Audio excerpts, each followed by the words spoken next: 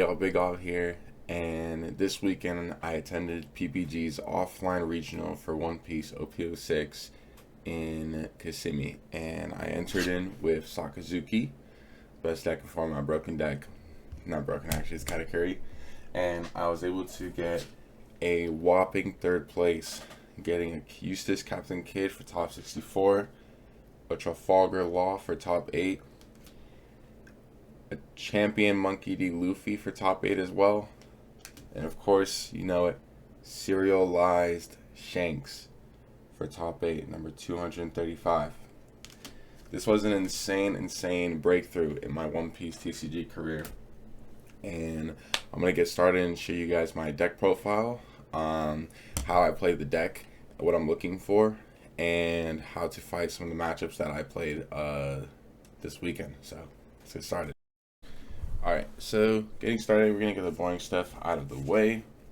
We run 8 2K counters for Suru and for Virgo. In OPO5, you ran 4 Suru, 4 Tashigi, but we do run Tashigi Searcher in this deck, and Tashigi can't search Tashigi, so we just want to make sure we have no whiffs. And Tashigi will always grab Virgo because Virgo is Navy and Don Quixote Pirates. Virgo is honestly unplayable. I've never played him a single time. There's really no time you'll ever play him. Suru, though, you will play if you need to have this clutch -1 or -2 reduction on any character. Like, for example, in a stream match against a Gekamori player I fought, I did Suru into Suru, swing the leader, -1 on stage, running stage, and play 7 cost Borsalina, remove it. So it comes in clutch when you really need it and you don't have Kuzan on the board. So, and like I said, we are running a stage roll, running stage at 3. I think honestly 3 is the right number. If you run it at 2, you're more likely to whiff, and that's honestly the last thing you want to happen. But you can get by winning games without stage. But in the mirror especially, you're gonna really need it so that you just don't get out tempo because you don't have that extra -1. For our searchers, we run 4-4 for Tashigi and for brand new. Ideal turn 1 for me is to see if I'm winning second. 2 Tashigi's, I'm fine with 1 brand new. Ideally, though, what you're looking for in the early game is your Kuzans, your Hinas, and your events, and stage if you don't have it. Or you're looking to search the other searchers so that you have a full board, so you have a bunch of targets for Houndblaze, which is one of probably the best card in the game, or the best, I'd say the best event in the deck right now. Moving on, we have our cost reduction. We're running Hamepo at 1, and we're running Hina at 4. So maybe we could run 2 Hamepo and 3 Hina, but the problem is that you really want to see Hina in this deck list because you constantly want to be reducing things to play your events that will get things out of the board. So instead of OPO5, where the combo was Rebecca, Hina, and Lucci, which you can still do in this deck list, you want to focus more on Rebecca, Hina, removal, or Hina, removal, especially if you're stuck going first. Doing Hina into a 2-cost event is super crucial, and you're basically going to wipe any 4 costs that they played out on the board, and you're going to have a 5k vanilla stat line just sitting on the board. The reason why we run Hamepo at 1 is because Gecko Moria, while he is your boss monster, he's not as crucial to getting rid of things. If you have a Suru in the trash, she does about the same thing. You do lose that extra -1, which can cause some like some annoying like combos to come up where you can't get rid of a 8 cost and a 4 cost. I think that's how. Yeah, I think that should be how it is, because they'll be both at 2 costs, because some up is -3, and this will only go to 2, and then this will also go to 2 with leader sitting on stage. So this is really massive for that extra -1. But if you don't have even, let's say you don't even have Gekamori or Rob Lucci in trash, you're not really going to see that combo come up too much. So it's there when you need it, but you just want to get this card in trash as fast as possible when you see it. And you really shouldn't prioritize trying to see it. Just see it if it comes up and you want to put it in your trash to do a combo. But let's say if it's between this or Houndblaze, most of the time I'll probably ground the Houndblaze if I really need it. Moving on, this is, I want to say, the best card in the deck by far. Probably one of the best, still like top 3 cards in the game. Kuzan. On play, draw 1 card. When attacking, -4 any cost character. And this is really, really, really important to see in the mirror, into yellow, into Gecko Moria. Maybe not into Zoro or any leader that plays low to the ground bodies, but Lobetti. But this is really important to see because at the end of the day, if it gets taken out the next turn, it refunds you, and your opponent wasted resources getting rid of this card. So, for example, if they have to burn a Suru to get rid of this card, you basically go up a whole 2k counter, and you don't lose anything for playing this card because it refunds himself. And in one of my games, it was a Sokka mirror, and the way I view the Sokka mirror is whoever plays Kuzan first. It doesn't matter who goes first or second. It's whoever plays Kuzan first. And the reason why going second is so powerful is because you get that first opportunity to play Kuzan. Whoever plays Kuzan first is most likely to win the game because this Kuzan has to be addressed every time it's on the board. So, for example, I got away with playing 3 Kuzans in one mirror game going first because on turn 2, and I popped off in my head, he plays Tashigi. And he can't play Kuzan anymore because he only has 3 Dawn left. So on 5 Dawn, I think I swing 6 or play Tashigi or play Stage, play Kuzan, draw a card. He gets taken out, goes to the trash, gets bottom deck, whatever. I have a second Kuzan in my hand, I play this Kuzan. And then now he doesn't even have Rob Lucci in trash. So now he has to get rid of this Kuzan again. And one of the best 7 Dawn plays I've figured out during this run. And I'm going to show you guys right now. I'm even going to spoil a little bit of the deck list. So actually we'll use this. So 7 Dawn play, let's say your opponent probably has Rob Lucci on the board because they probably have Rob Lucci on the board. And let's say you don't have Stage on the board. 7 Dawn, play Stage -1, tap Stage -1, so it's a 2 cost. Hound Blaze, buff your leader or brand new or anything that's on the board. Bottom deck to Rob Lucci. So now you got rid of the big guys on the board, and you get to play Kuzan, which is infinite value. This is the best 7 Dawn play you can get in Sakazuki. Maybe you can even get away with playing 7 cost Borsalina, but ideally this is probably more impactful towards the long run of the game, depending what's in your hand.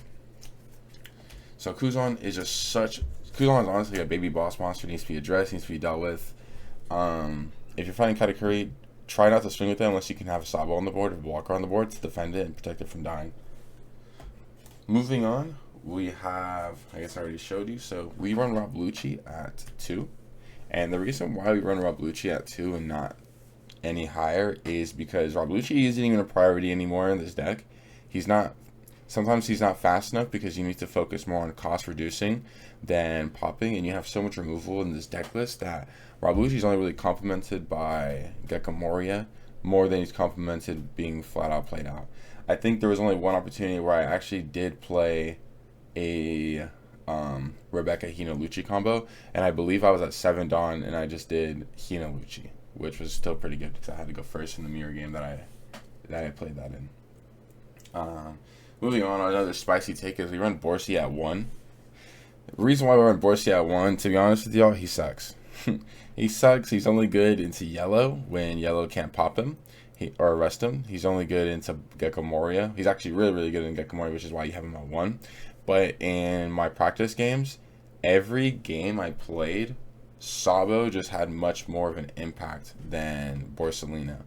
He's weaker than Sabo. He doesn't filter your hand. He doesn't really get you anything. He just sits there on the board, and you hope he doesn't get arrested, and you hope nothing bad happens to him. And thankfully, if you fight Gecko Moria, you're guaranteed that nothing bad will happen to him. So that's where he's good in.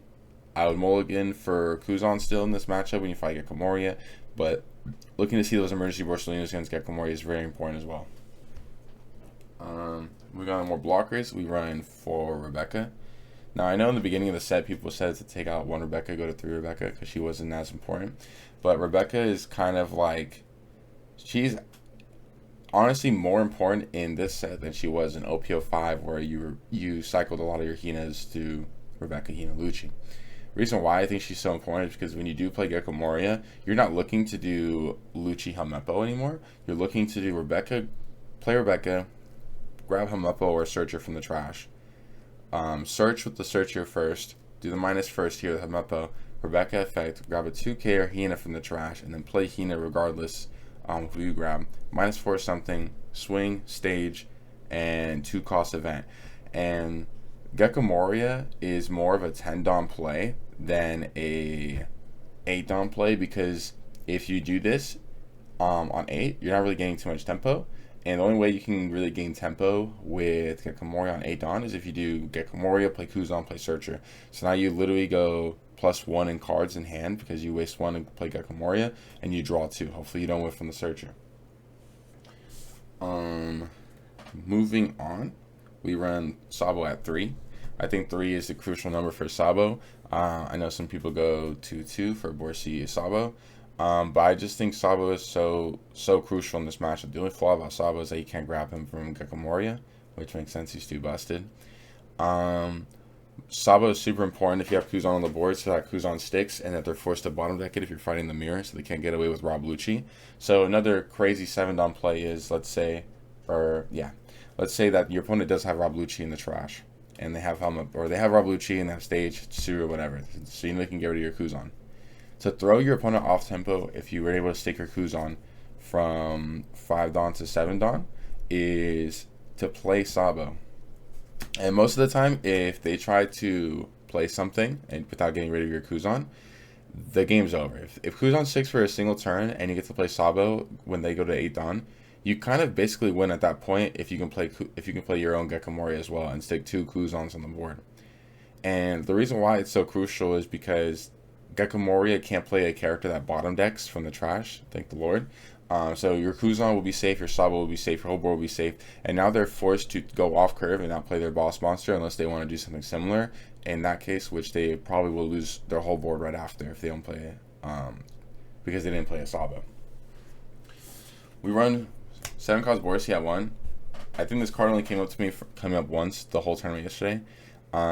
It's good at 1. It's necessary because it's one of your 5 boss monsters, and it does get rid of something.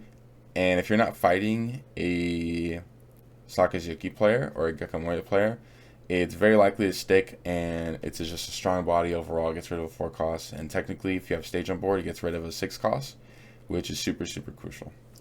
And our last character we run is for Gecko Moria. Card's insane. You know, grab a 4 cost from the trash, grab a 2 cost from the trash, play 1 rested, play 1 active.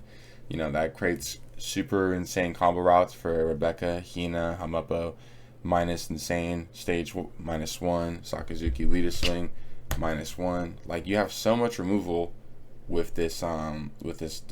This card is insane, and if your opponent has nothing to get rid of, if you have a Kuzan on the trash, you just gain infinite value because you just go Gecko Moria, play Kuzan from the trash, play Tashigi brand new from the trash, get insane value.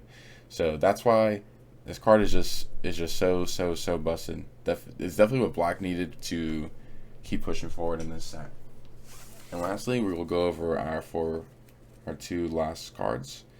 We run 4 Hound Blaze. Hound Blaze is honestly the card that I thought would get banned the most. It's too insane, plus 3k, and you get the bottom deck any 2 costing less. So if you have a brand new on the board and your opponent swung or played a 4 cost on, you go to 5 Dawn. You just tap stage, swing with your leader, Hound Blaze, and then you have so much more room to do whatever. Hound Blaze is just an insane card. I would say if you want to use Hound Blaze early game, only use it on your searchers. If not, try to prioritize the 2 cost event, because if you swing 8k at their first life or second life to get rid of something, they're just going to take it, and they honestly gain value because they only had to make 1 easy decision versus you Hound Blazing a brand new and then them having to make 2 decisions. And forcing your opponent to make more decisions on the defensive side is how you're going to win games as any deck. And lastly, we run this at 4 as well. And they're probably thinking, yo, Big God, like, why are you running this at 4? You run 8 2-cost events. Your deck has like 26 deck cards. I know, man. This card is so broken. Honestly, I didn't see it at first. I honestly was at 0 or 1 when I first started the set. And then I switched to stage, and then I was like, okay, I'm going to put it at 2 because I'm running stage. Okay, I'm going to put it at 3 because I'm running stage. And right before, the day before the region, I was like, nah, I'm putting it at 4. And this card is really, really, really crucial because if you always have a 2-cost event, especially this one, on your Gecko Moria turn, let's say you have the best combo route. So you have Stage, you have your Leader Swing, you have a Kuzan on the board, which is unlikely, but you probably do. Or you will for this situation. And you play Gecko Moria on 10 Dawn. This is -4, -1, -1, so that's a -6 right there. And then Hino Hamepo is a -7. So you can get rid of 2 8-cost characters with this combo if you have Kuzan on the board, and then get rid of 2 8-cost characters because you put one on 1 cost and the other on 2 costs.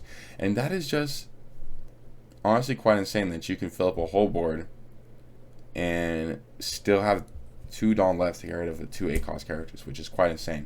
And if you don't have that Kuzan on the board, then you're going to get rid of an 8-cost and a 4-cost, which is just the perfect amount to get rid of a Gecko Moria Kuzan, Gecko Moria Borsi, Gecko Moria Lucci, etc. You have a lot of ways to get these routes off. And you can even get rid of something like a Sabo and a Borsellino as well if you were to be more than the average. But that is the deck list. Our matches that we played was Sakazuki round 1 going first. That was a really close game, but I was able to see it in the end. Round 2, I fought a Yamato. I honestly should have lost. He has 9 Dawn, rest 7 for Hody Jones. I have 1 life left. I can only counter to 8k. And he has 2 Dawn left, and I'm like, if he does a Maru swing with leader, I lose because I don't have enough counter to defend the 10k that comes after it. Thankfully, he played Hiyori to cycle his life to put in Onami, and then I didn't lose. Round 3, I fought I want to say it was a Gecko Moria. I had the tempo for most of the game. I was able to clutch up. Kuzan came in really clutch. Round 4, I fought Katakuri. I misplayed really heavily. I went second, I believe, and my Kuzan was able to stick.